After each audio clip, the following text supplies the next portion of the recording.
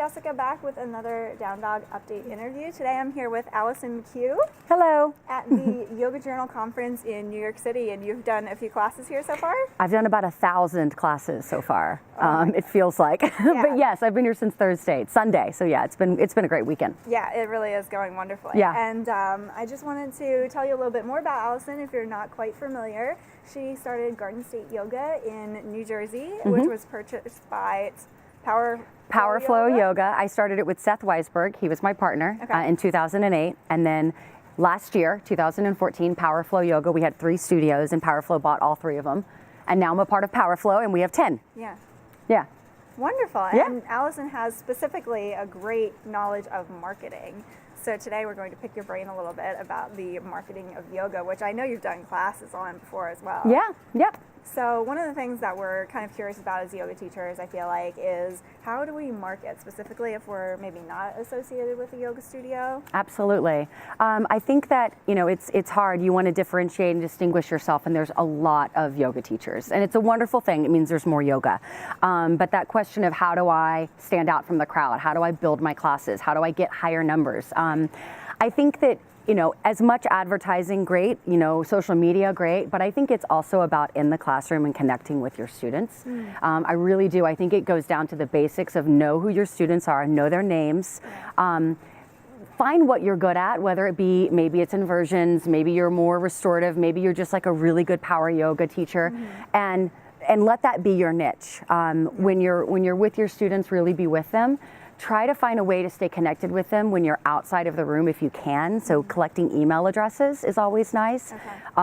You might not be on social media, but you need to be on social media. Even if you don't love Facebook, it's an amazing way to stay communicated. And so when you're not in the classroom, you're still in touch with your students.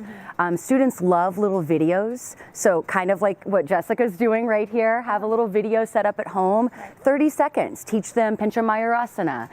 Teach them, half pigeon pose with correct alignment. Give them any way to be able to still hear your voice and see your face when they're not in your classes. Yeah.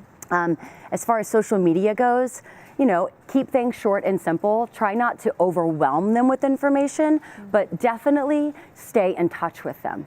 And then I also think that it's important at some point to try and find a home studio.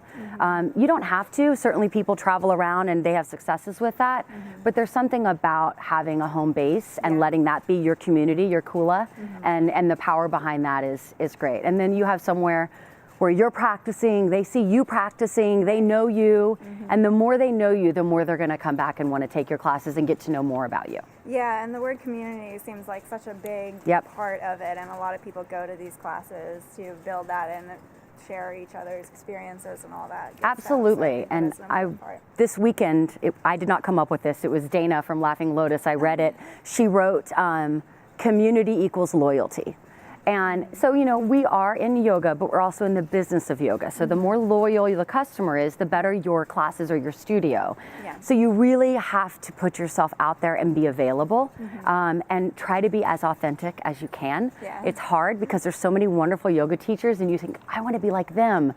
And you can be like them, but you want to be yourself. You really do. It's important. Right, absolutely. Now, maybe is there something that is like the no-nos of marketing? Is there any kind of like, don't do this? I have I like spare and rare. I mean, I keep things really simple. Like anytime we're doing marketing, whether it be an email or a graphic, a 4x4 on social media or a print flyer, we have a beautiful photo. So hire a photographer. If you don't have a lot of money, barter with a photographer. Get some beautiful pictures of you, whether it's in a simple pose or a really dynamic pose.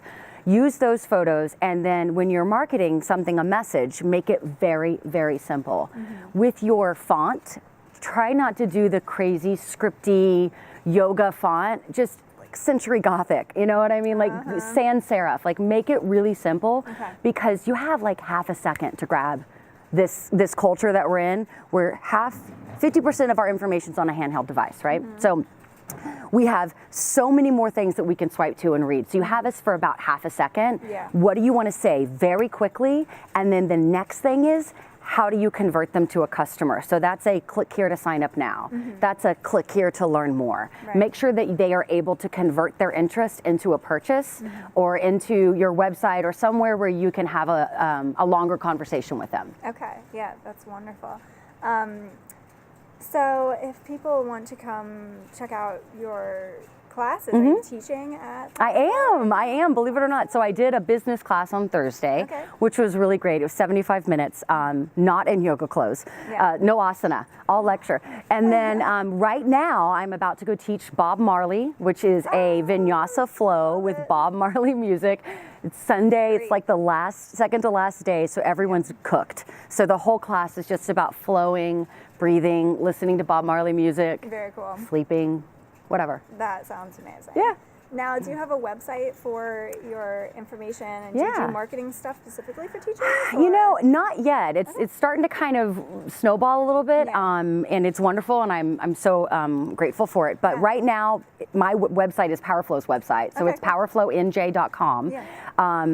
I could give my email address. I mean, I'm happy to do that if someone had questions and they wanted to shoot me an email. I can look at a flyer and tell you yes or no very quickly. Very cool, yeah. It's a McCue, so MCCUE at powerflowinj.com. Wonderful. Yeah. So if you have any other questions out there, I mean, the information you share with us is already wonderful. A lot of us can Great. benefit from those steps that you need to take. Keep it simple. Yeah. I was a journalism major, and that was the first thing we learned. It was actually keep it simple. Yeah. Stupid, but don't use that. Just keep it simple. KISS is One S. It's a good Yeah. acronym. Yeah.